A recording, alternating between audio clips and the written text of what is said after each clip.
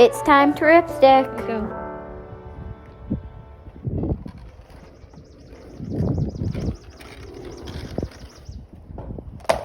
Hi, my name is Madeline, and today I'm going to be teaching you how to ripstick. Some materials that you'll need is a ripstick, safety gear, yourself, and good grip shoes. Now let's talk about the gear. So first we're going to talk about the safety gear, since safety always comes first. Now you're going to need your helmet and make sure that it's a good fit so that it won't slide off if you fall. Strap it on. Then you're going to need elbow pads to make sure that your elbows won't get bruised or cut. Then knee pads to make sure that you won't get hurt. Finally, wrist pads. Now, let's move on to the board. So a few things before I demonstrate how to ride. I want you to notice something. There's only two wheels that are twisty. So that means, well, that's basically how it moves.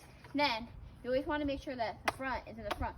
And you can tell the difference between the front and the back because the back's more fat and the front's more skinny.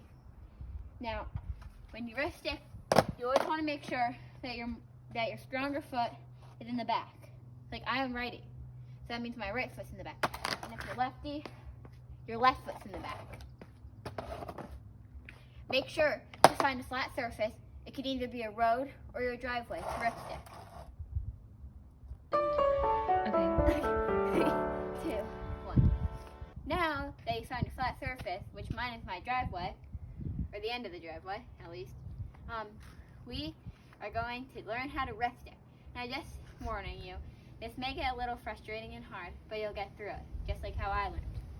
Now, when you start ripsticking, you always want your front foot to be on it first, to flip it over, to make sure that it's level. Then, you push off, and you put your back foot on. But before I say that, or before I do that, actually, I have to tell you the move that you need to do to make sure that your back foot generates the power on the ripstick.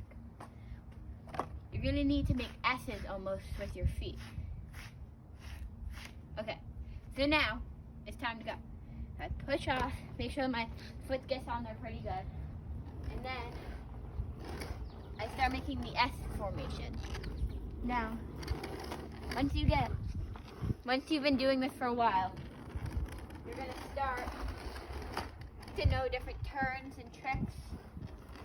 But when you first start, you got to be safe. So,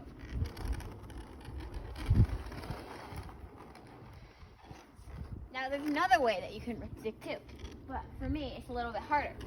Where instead of making S's, I just move my feet in and out, in and out, in and out. Except it doesn't generate a lot of power for me, so that's why I use the S formation technique.